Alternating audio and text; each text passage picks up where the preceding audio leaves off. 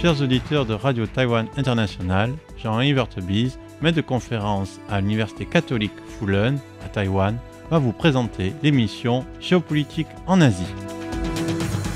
Chers auditeurs de Radio Taïwan International, bonjour pour ce nouveau podcast de notre émission Géopolitique en Asie. Nous allons en fait continuer sur la lancée de notre essai d'élucidation de la politique chinoise de la nouvelle administration Trump, qui est assez complexe et qui évolue constamment et qui a différents aspects. Aujourd'hui, ce qu'on va évoquer, le fait qu'on va évoquer concerne directement cette administration et les membres de cette administration et concerne Taïwan et la relation à Taïwan des États-Unis. Alors, en fait, tout commence avec un personnage qui s'appelle Darren Beatty, qui en fait avait été nommé pour un poste extrêmement important au sein du ministre des Affaires étrangères. Donc, en anglais, c'est Under Secretary of State for Public Diplomacy and Public Affairs.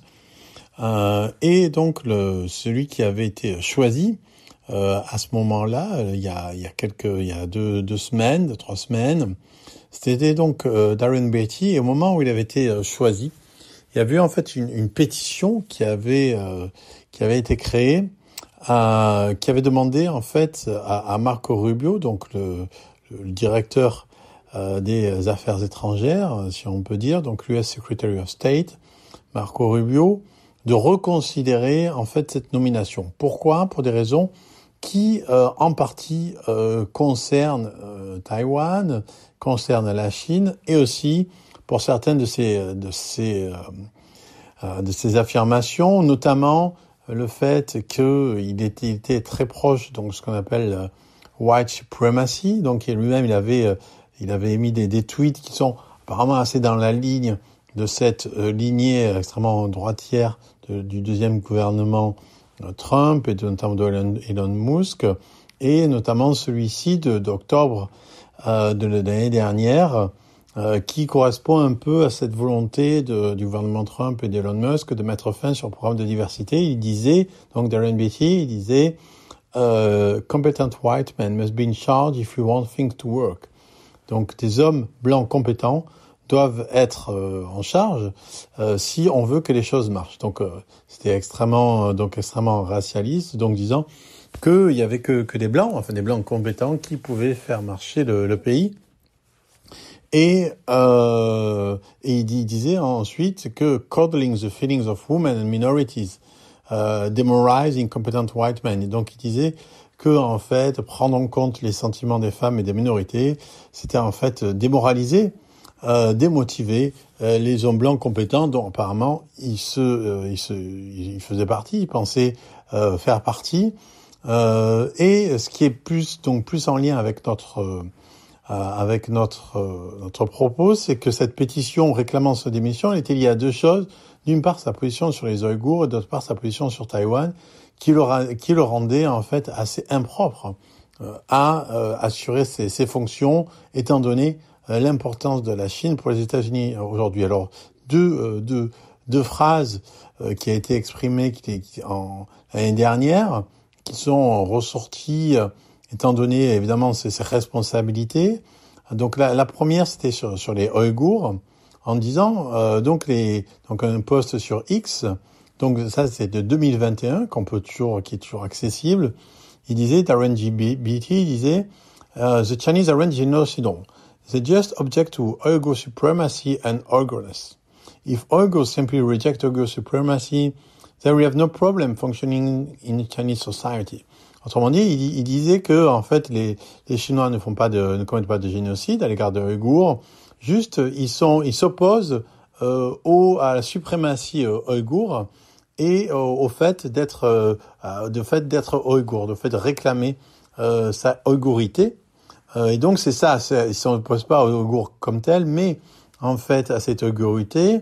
Et en fait, si les Ouïghours en fait rejetaient cette idée d'une supériorité ouïghour, en fait, il n'aurait aucun problème à fonctionner dans la société chinoise. Alors, on comprend en fait les liens entre ces deux choses, c'est-à-dire qu'en fait, sa position white suprématiste au sein des États-Unis, il l'utilise en fait pour voir en fait la Chine, et donc c'est cette position de suprématie blanche qui l'amène en fait et ça c'est intéressant par rapport évidemment au rapport politique, qui l'amène en fait à excuser, à légitimer ou à dénier toute tentative, tout processus génocidaire ou en tout cas criminel des Chinois à l'encontre des Ouïghours. Alors on sait que ce sont des choses qui, le terme génocide peut faire, on va dire, question, on peut l'interroger, mais qu'il y ait en fait des emprisonnements, qu'il y ait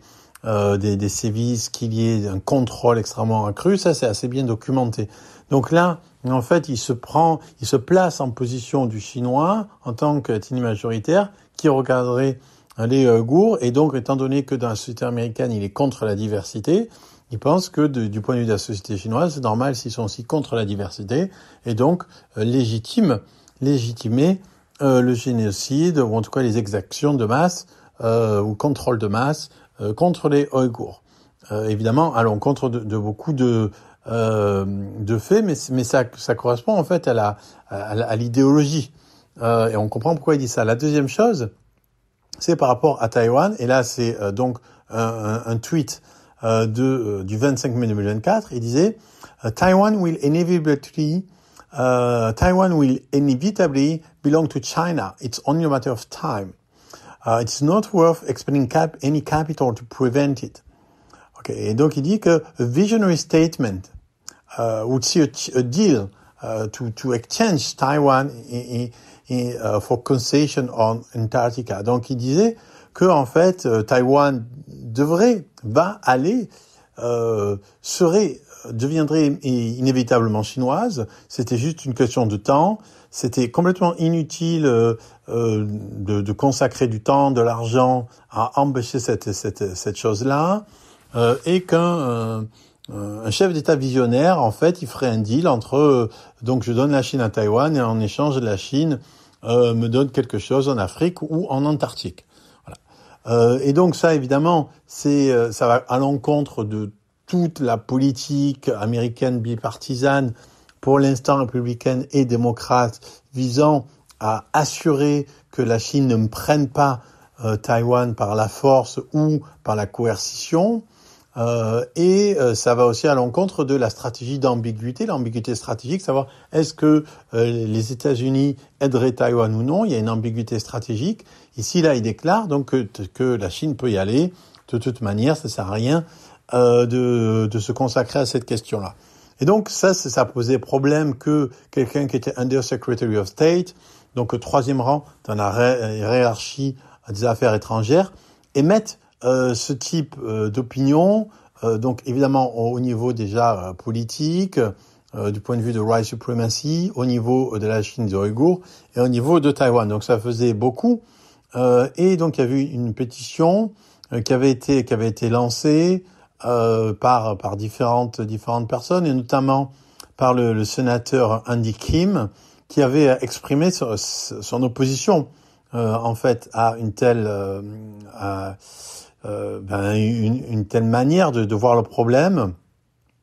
Et finalement, donc d'une certaine manière, on peut dire une bonne nouvelle par rapport à la politique taïwanaise des États-Unis, c'est que Darren Beatty donc a été remercié, comme on dit. Donc il n'occupera pas cette fonction.